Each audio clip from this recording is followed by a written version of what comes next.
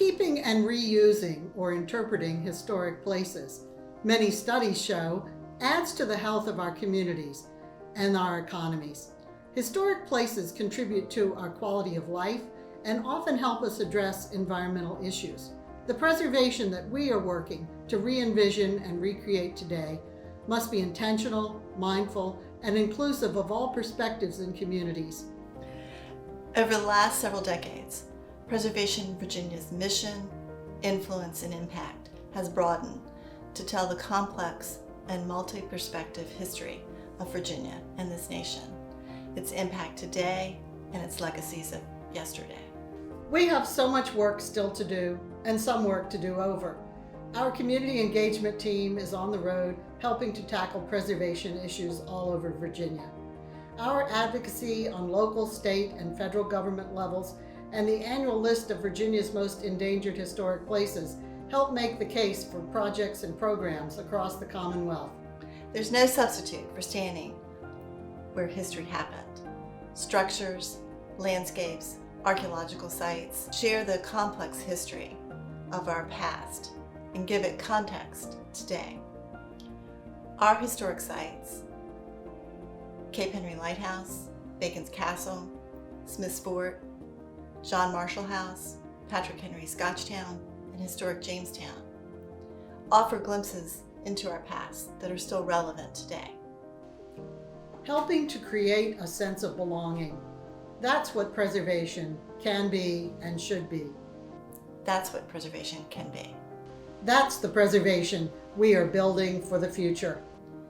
Thank you to our friends and supporters for making this work possible.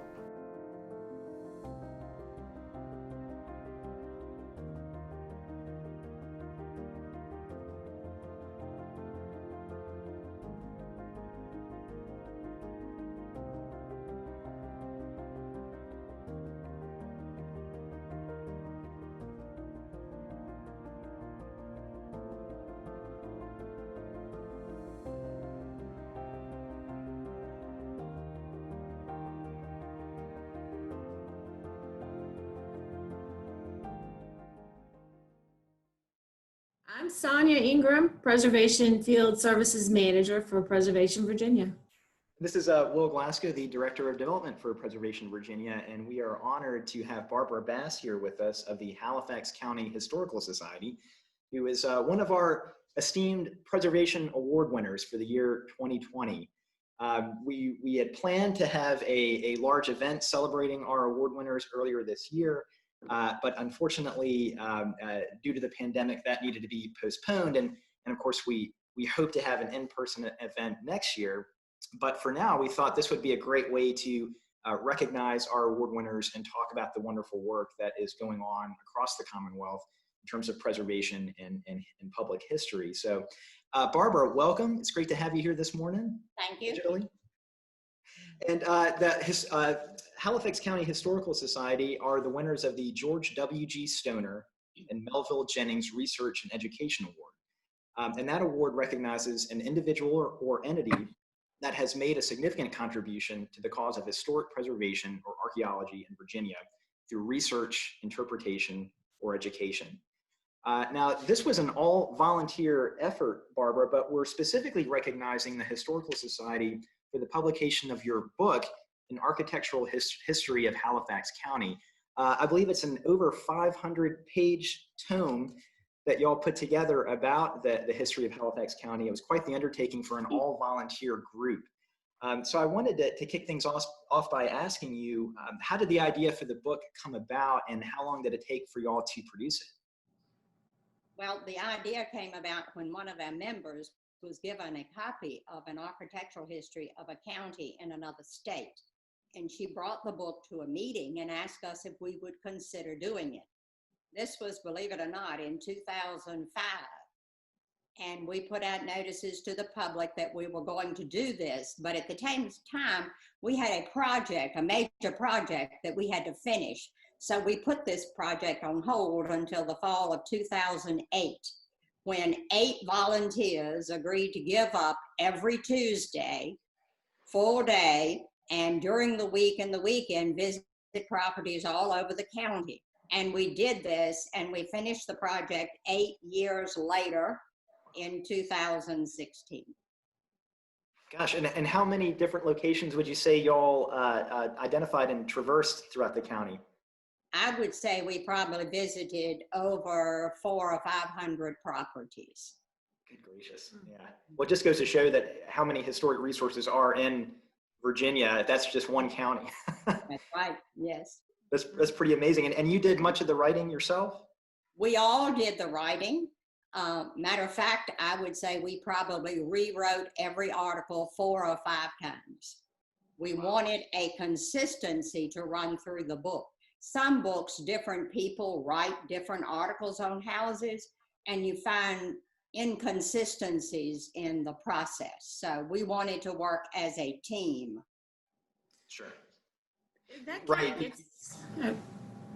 Sorry, go ahead. That kind of gets to our second question a little bit is how was your approach different from typical countywide architectural surveys and publications? I think there's several. First, we were writing an architectural history for the people in our community. We were not writing them for architects. So we wanted to have them have an appreciation of architecture. And one way to do that, to meet with the general public, is through photographs. And that's how you will see over 1,300 images and photographs in the book relating to the architecture on different buildings. I think the second thing we did is we really wanted people to, we wanted to inspire people to appreciate the legacy in the county and also appreciate the properties they have, and hopefully that they would preserve them. And we wanted to include as many properties as possible. For example, we didn't want to do the elegant, rich houses by themselves. We wanted to also include the humble outbuildings, small houses that tell the real living of the community as it developed. And I think the last thing is we wanted people to realize what we had lost over the years. And so we put a section in the back of the book called Lost Properties. And it was very difficult to close that in, but we only chose 24 to help people realize what we had lost. Mm-hmm. Right, right. Which is always, fairly shocking to see, and you wonder what could have been. Yes. When you see that list of lost places, but it's important to inspire folks to go out and continue to preserve what is still standing. Mm-hmm. But it can be challenging to even identify where some of those lost places were. Yes. If it's just a field or woods now. So. Mm-hmm.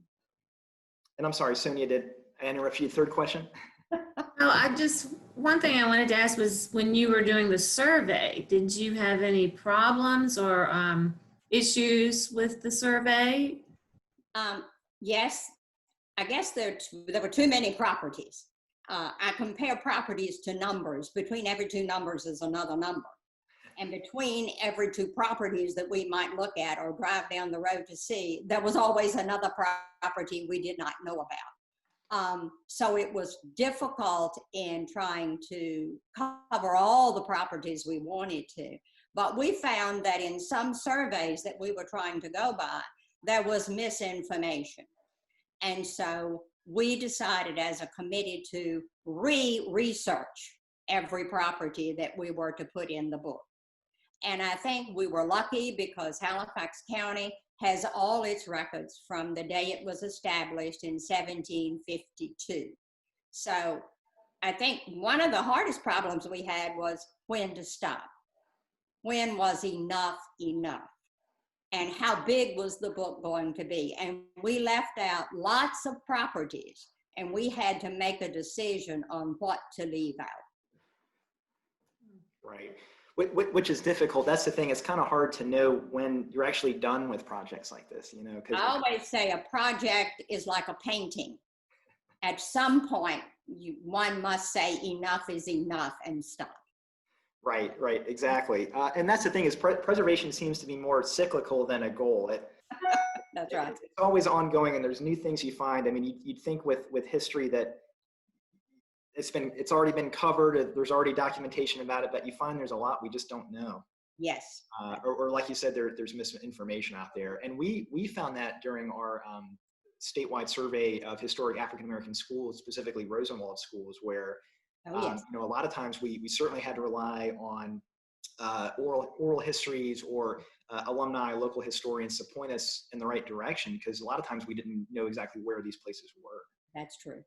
So yeah, we can relate. And somewhat along those lines, when you set out to create the book, Barbara, did you know that it would be received so well and get so much attention and really be seen as very pioneering? No, we really didn't. Our purpose was to share it with the community. And I think probably the wow or the aha moment was when Dr. Richard Guy Wilson, who is the Commonwealth, professor of architectural history at the University of Virginia, agreed to write the foreword. And when he said it was an example for other counties to follow, we decided maybe we did a pretty good job. It's very reassuring. Yeah. Yes, it is. Misery loves company. It's definitely hard work, and he can relate, I'm sure. Yes, yes. Well, for Barbara, for you personally, what first got you interested in history and preservation? I mean, was there a particular historic site that you visited as a child or something, or was it just your upbringing? I mean, this is a question I've had that I've never asked you, although I've known you for so long. Well, you're not going to believe this, but I was an educator for 40 years. And being very naive, I thought all students loved mathematics. And I found out that they didn't. They were either interested in history, music, or art. So I decided that I would try to involve history in math classes. And so I went on this binge as studying historical topics in mathematics. What caused development of topics throughout history, and including music and math.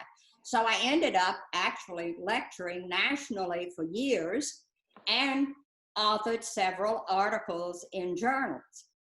And when I retired and came home, I volunteered at a local museum.